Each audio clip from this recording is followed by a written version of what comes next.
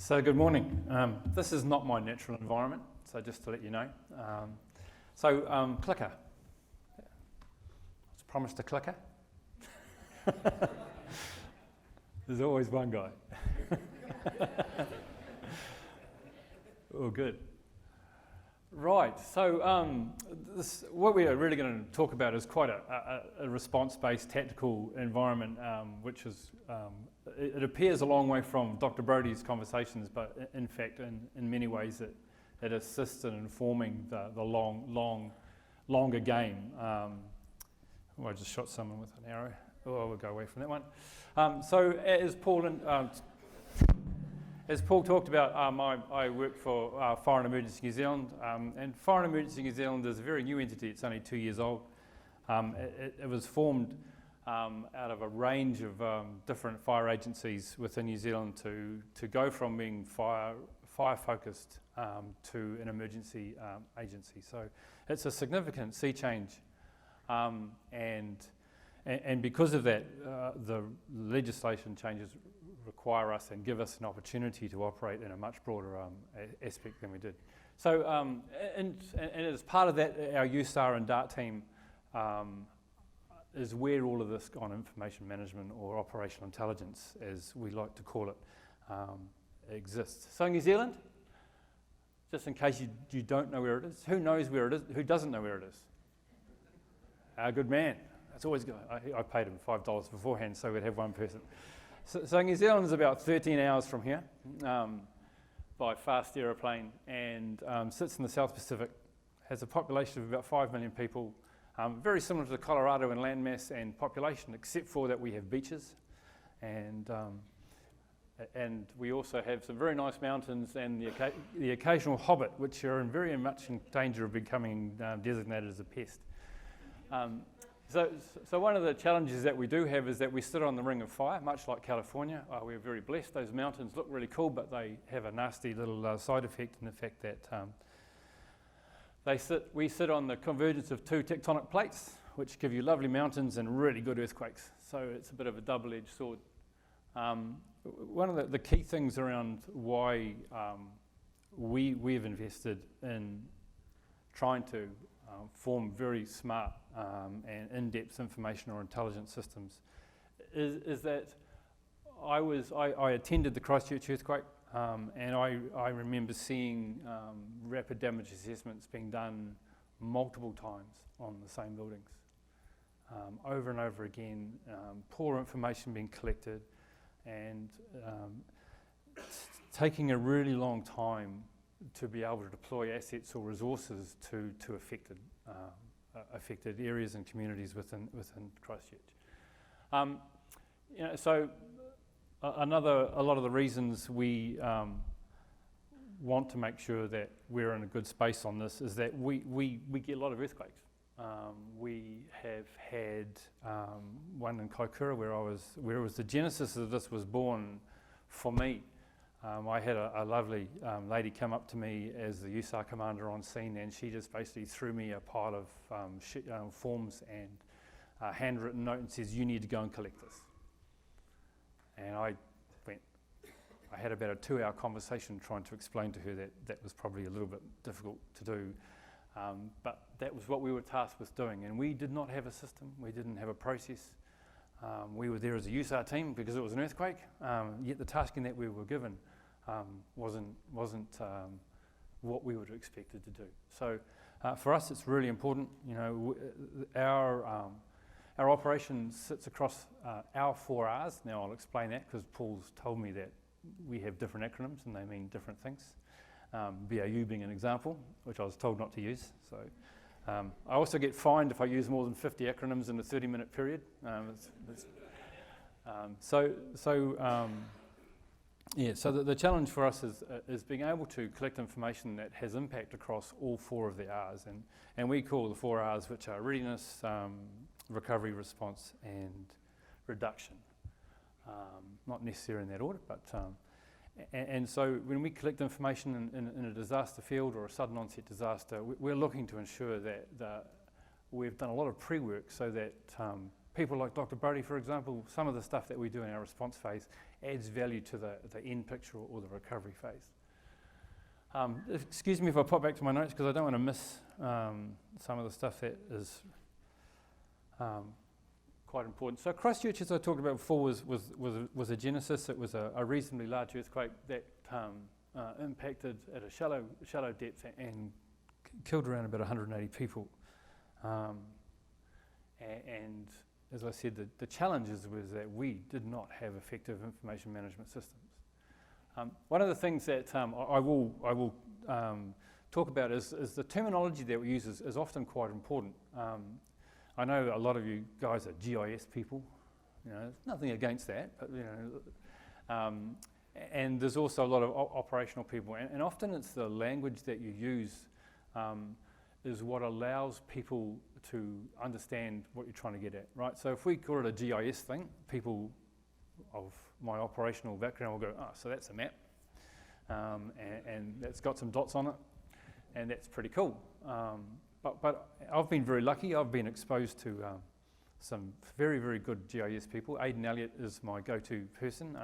Without him and the work that he's done within the technology that we use, we wouldn't be anywhere near where we are. And the great value of having someone like Aidan and an operational person like myself being able to get together is that you end up seeing the world from each other's perspective.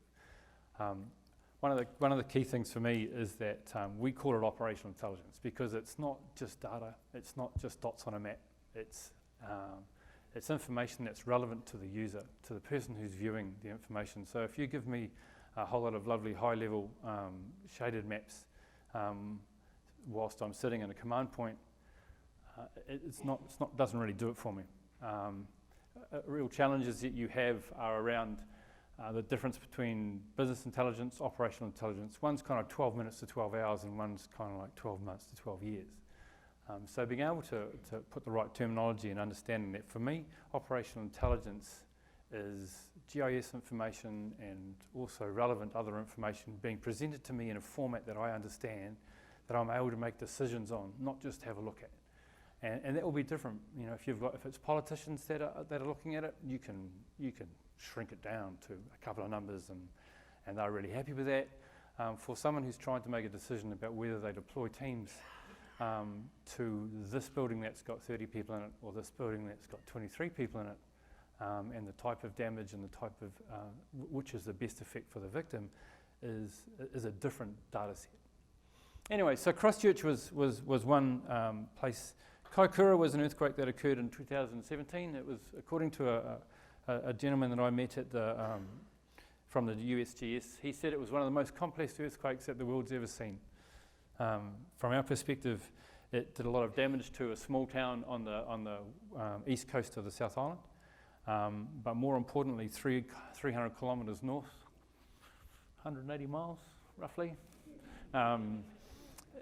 was Wellington, which is the capital city, and it did significant damage to Wellington. There was the earthquake occurred in the early hours of the morning. Had it occurred during a normal working day, it would have probably killed about 30 people in our defence force, as the floor in one of the buildings collapsed down onto the floor below. So very interesting, and this was the place where the lovely lady handed me her sheaf of papers and said, go forth and do this. And it was also really interesting because a lack of understanding about the different phases of assessment. You know, so we operate on a phase system. We have phase 1, 2, 3, and 4, trying to keep it simple. Phase 1 is a wide area assessment, windscreen assessments, ASR ones for INSAROG people. Phase 2 is generally a letterbox assessment, but it's at an address point. Phase 3 is a longer term. It's a specific, you know, your building inspectors, you know, because they're all qualified, they have to spend an hour and a half doing it before they sign it off. Kind of defeats the purpose of rapid assessment when you have them with you, so you need to have these phases. And phase 4 is where we can, it's kind of into the recovery phase. So from New Zealand's perspective, we operate, and this is the town that Paul was talking about, called Edgecombe. It was a breach of the stop bank after Tropical Cyclone Cook kind of dumped something like about 65 cubic metres a second over the dam. which was a bit more than the stop banks were able to cope with. And so that's one of my lovely drone photos. We only had them for about 3 weeks before that, so this was a good opportunity. But it was a DART mission. So a DART mission for us is different from a USAR mission because USAR is about earthquakes and DART is about everything else.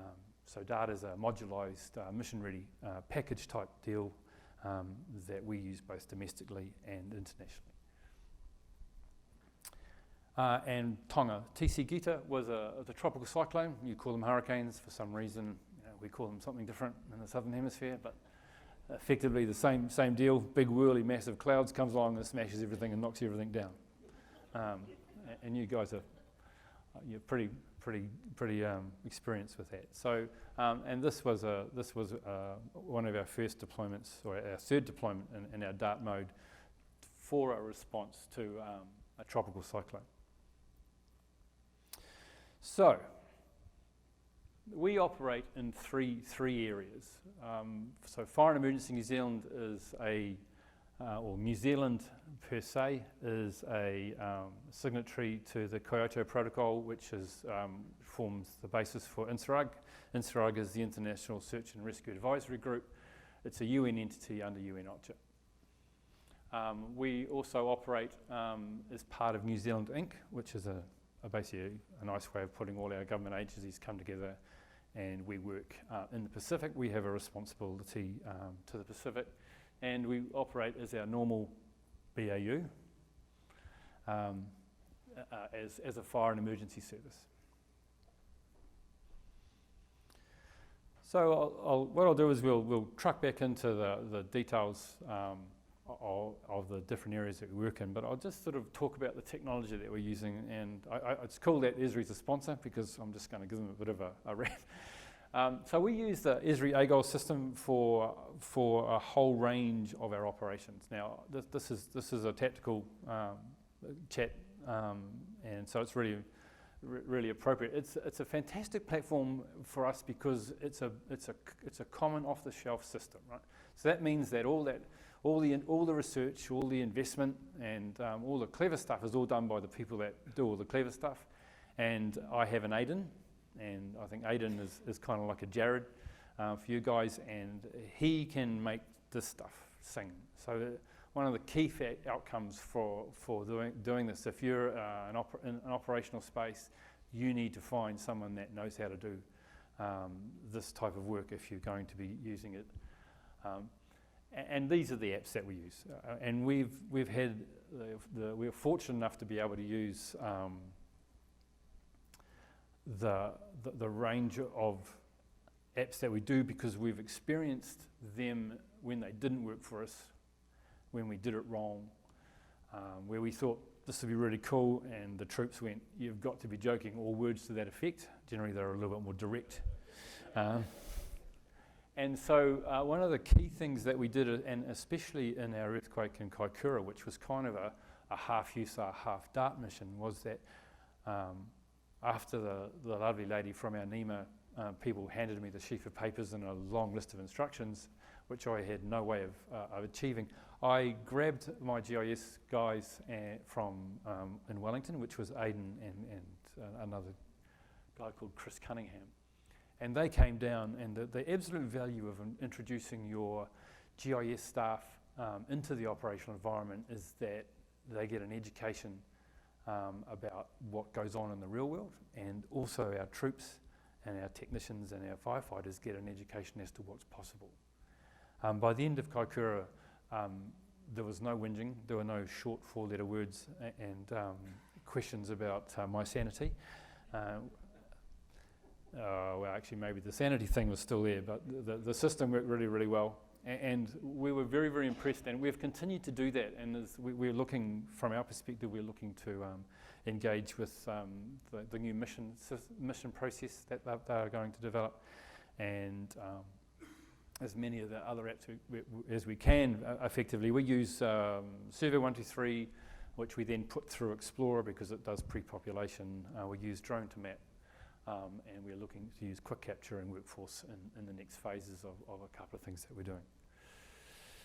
So if I talk to you about, we talked about the three zones that we work in. So what I'll talk about is our Interrog one first. This is just a snapshot of ICMS, which is, if you want to use an acronym to remember it, it's ICMS. But it's it really means the Interrog Coordination and Management System. Now, the three environments that we work in are very, very different.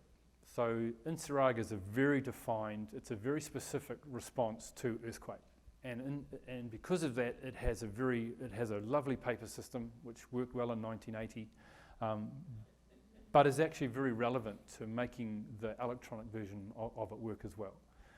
When we talk about our DIT environment that we operate in, it's very is this bespoke, or it's very much a changing environment. So it's very hard to actually develop something that is guaranteed to meet all the requirements of a Pacific Island nation or even our own.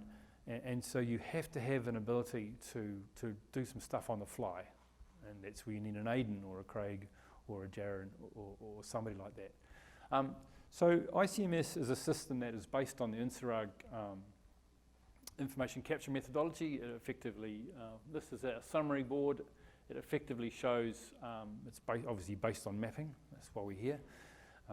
And it's a system that we delivered to Interrog in Santiago about a month ago, and it will be live in the Interrog system 1st of July, and it will be compulsory as part of reclassifications from July. So we're pretty pleased about that, because the Interrog environment is 55 different USAR teams, which is 40 odd different countries.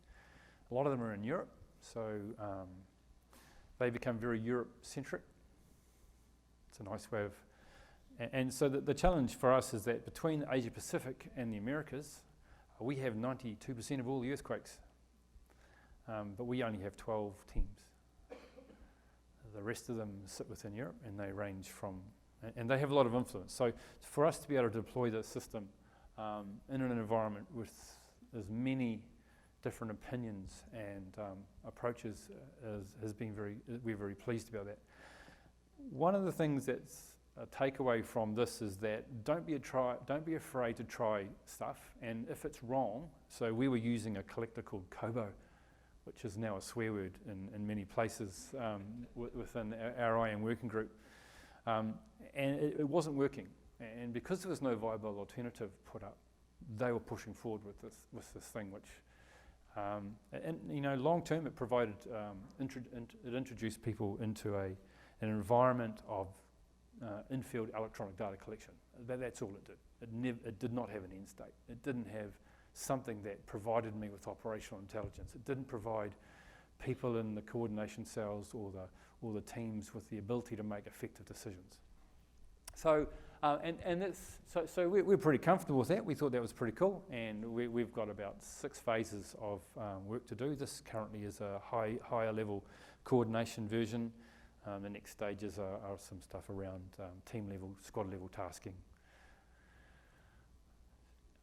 The other stuff that we kind of get to do every now and again is we have a bit of a tropical holiday up into the islands when, you know, our tropical cyclone season starts in about September and rocks through till about March, which generally means it starts in February and finishes in about June.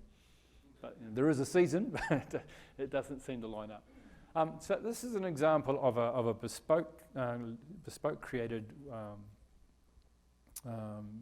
data information system that Aidan also came along. He gets a few trips because one of our risks, and we'll talk about that later, is that we have very limited people that can do this for us. So he no longer works for Fire and Emergency, which is a bit of a challenge, and volunteers his time to ensure that, especially the Interrog component.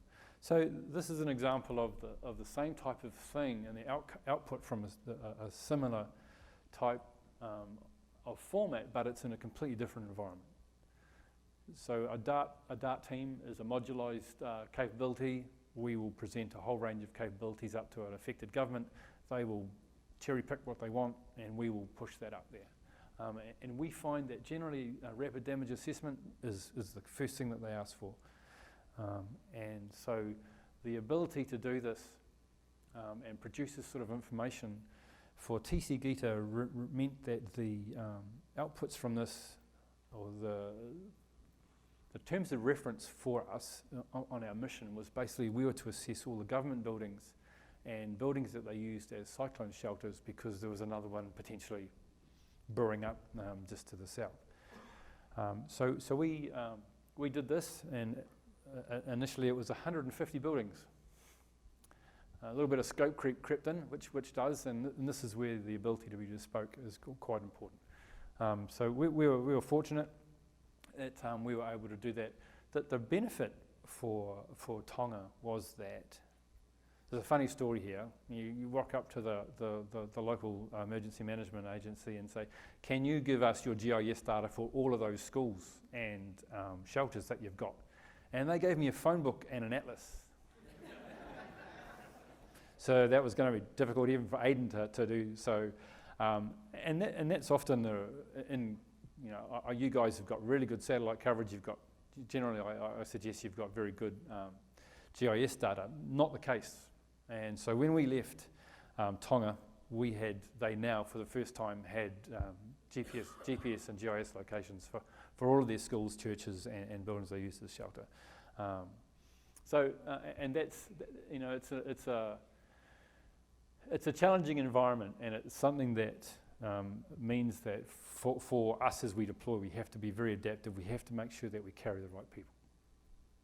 And the right people thing will become a bit more evident. This was just another output. This was using, we found that if we used drone imagery or a 20-second drone flight over the schools that were considered red, it saved a lot of conversations. In fact, the feedback from the Tongan government at the time was that they had planned to send their people out into the schools to do their assessments over the next 2 weeks, and they reduced that down to about 4 days.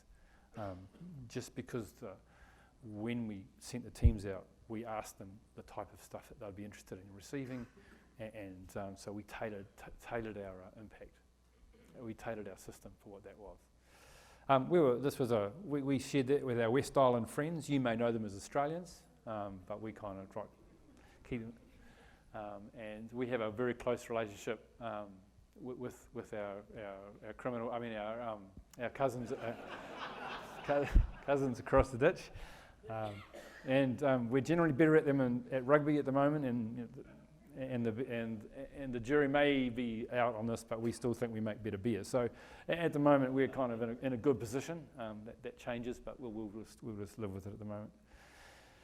All right. So the other component that we're talking about is back at home, and this is quite a big thing for us. And one of the challenges is we talk about those 4 phases of assessment or response. And one of the challenges that we have is the first phase.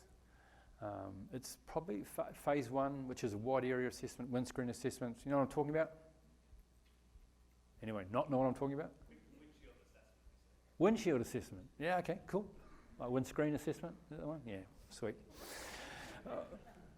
Okay, so what happens in that, of course, is that's generally not going to be your specialised first response teams, like USAR teams or DART teams. It's going to be your police, your normal fire agencies, your local authorities, the roading contractors, whoever's going to be out there, they're going to be out there doing their bits and pieces. And one of the big challenges for us is that we want to create an informed crowdsource type deal, right? So not crowdsource, where every man and his dog takes a photograph, posts it up on Facebook, but we want our first responders, the people that are going out there, to be able to collect information across the board spectrum, not just for us. If you're going out to investigate a broken bridge, for example, but you're going past a couple of houses that are collapsed and a road that's blown out and LPG cylinder that's burning away, it'd be really cool if you let someone know. And so we're looking to find technology around how to do that. We're looking at something called Quick Capture, which is a new Esri product. I'm not actually a Esri sales rep, just quietly, but we really do find that there's some good innovative products that come out that really assist us in producing that operational intelligence picture. So there's a whole range of products, there's a whole range of information there, and remember that this information is designed to make it easy for people that have to make decisions to make those decisions. So there's a lot of stuff going on that is going to enable that, and for our perspective, the first phase is the area that you're going to get the most efficiencies in. You know, phase 2 is the address point, phase 3 is detailed assessments, and they kind of get deployed. But a key thing for us is that you can make a lot of value by speeding up the deployment of phase 2 by having a very effective phase 1. In our general business, we looking to use this type of information management. This is a wildfire that we had used to, and what this is actually a snapshot of drone imagery identifying hotspots on a containment line, and using that data to inform the incident controller about the containment level based on if a hotspot's inside the containment line, then it's contained. If it's outside, it's not. It's reasonably simple. We try and keep it. But the real value of this was we were able to send this information to the fire crews on the ground, so they had an electronic or a paper version of the hotspot mapping, and they were able to go and attack that. Far more efficient, very effective use of the technology. Okay, so we kind of go through our process of making the field systems robust by being clever. Well, getting the systems to be clever so that we compensate, so we don't have a lot of data errors. So happy to talk about that. Really, it's about once you've collected information once, we want to be able to reuse it. So we use things like Survey 123 that goes through Explorer, and that pops up a whole lot of links for pre-population. The ability to link up and bring in different technologies to provide a greater operational picture is very important for us. So this is probably the key thing. You know, it's about people. Our people are what makes us work. One of the biggest challenges that we often have is that we don't have the right people or enough of the right people in the right place to be able to be effective. In New Zealand, Maori people have a proverb which is he aha te mea nui o te ao, he tangata, he tangata, he tangata. And while it's slightly out of context for the original thing, what it actually says is, what is the most important thing in all the world? And it says, it is the people, it is the people, it is the people. And it's about how we get our people to be able to sustain our technology. Technology will give you good outcomes, but it's not a solution by itself. If we don't have the people, so people enable the technology, and then technology enables our solutions. So, and your people will be across multi-agency, multi-level. These are a group of weird individuals who have most of them are government employees or government people, and they have formed this offline group. I'm sure Paul had something to do with it. That is it's an informal network, and it allows, and they do a whole lot of work. And these guys are actually going to be a key element in us keeping a lot of this together going forward. That's the Information Management Working Group in a reasonably chilly Denmark. Again, group of people, a small group of people that came together that have made a difference, and that's Aidan working in Tonga, talking to the GIS people, the offline GIS people in Tonga.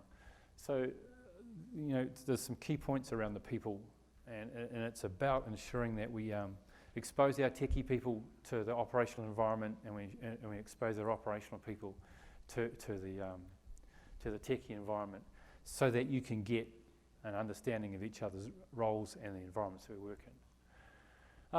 This is the INSARAG environment that we have. Those are the 3 zones that we work across. As I say, these guys are up in here. They have most of the teams, and these guys here have most of the earthquakes. so that's a good system. So between the Americas and Asia Pacific, we have about 92%, and they have about 92% of the teams. This is our Pacific responsibility. So New Zealand and Australia, that's West Island, by the way, that big lump to the west. North and South Island, we try and keep that quite simple as well.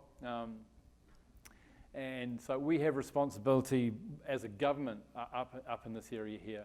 And so our government's very keen on maintaining our presence because there are others who are interested in that area as well.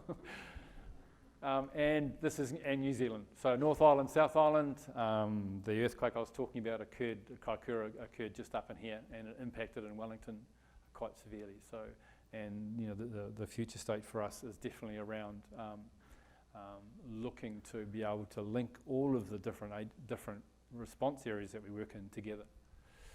All right, so just because I'm just about to get the big shepherd's crook, what worked for us?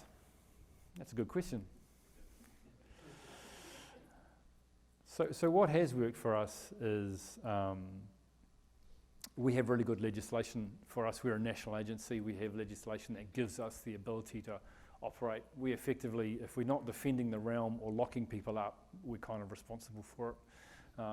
And that's quite powerful. That gives us a lot of opportunity.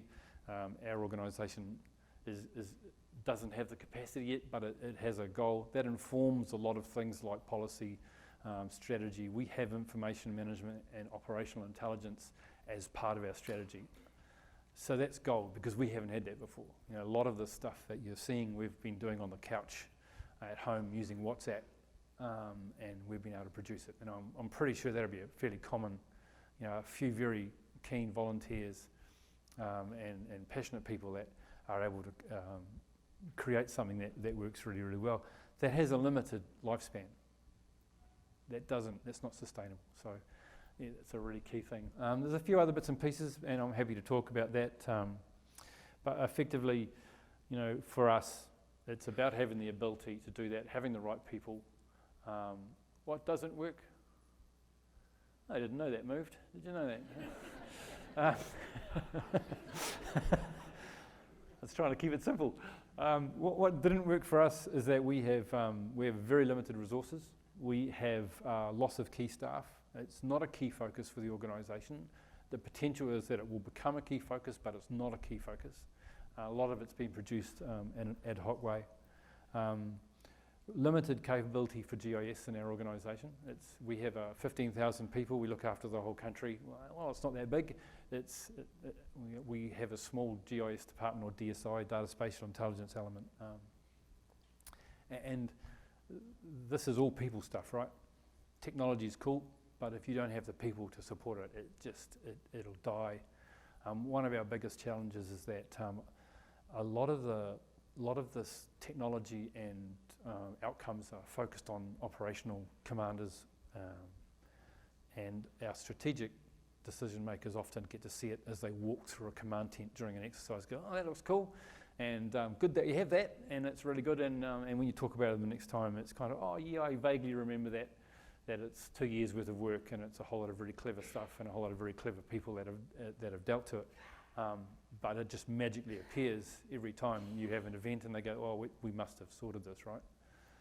Yeah, not so much. Okay, organisational factors are pretty much that too. It needs to be strategy driven.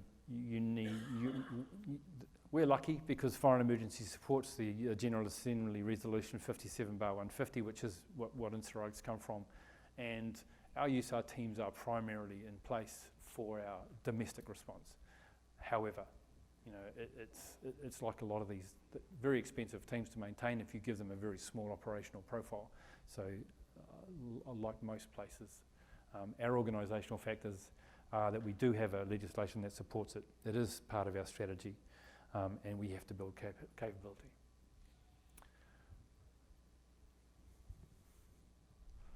Closing thoughts. It's always going to be about people. It's about people enabling the technology, and the technology enabling the outcomes. And I think those are the takeaways for me, is understand what it's called. It's called operational intelligence from our perspective. Use the right terminology, have the right people, understand that it's not something that you can do in a silo. It requires organisational focus. It requires multi-agency capabilities and focus to be able to develop something from our perspective that meets the requirements for the whole country. And if you've got something and you've tried it and it hasn't worked, don't be afraid to change it. Have you ever heard of Ready, Fire, Aim? Cool. That's pretty much how you work, because often you'll spend so much time trying to line up on the target. By the time you fire the round, the target's 15 metres down range and you miss. So don't be afraid to give it a go. Our key messages are that Interrog has this thing, it's all about the victim. So when you're having these conversations with people and they think that their way's best and this is really cool and I like this colour is what I want, remember why we're doing it. It's all about the victim. It's all about enabling people to, making sure that the information that you give to people is relevant to what they're doing, whether they be the Prime Minister or a politician, or whether they be some one of our techies in a hole with a tablet going, all right, I won't do the video. Cool, thank you very much. Sorry.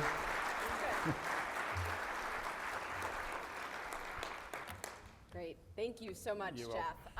We do have time for just one or two questions. So I want to see if there's any hands and any burning questions from folks. Well, Jeff will be around for the next 2 days or so. Hey, Finn. Yes, so feel free to grab him at any point. But thank you so much for making the trip. You're welcome. Appreciate Thank it. you. Oh, thank you.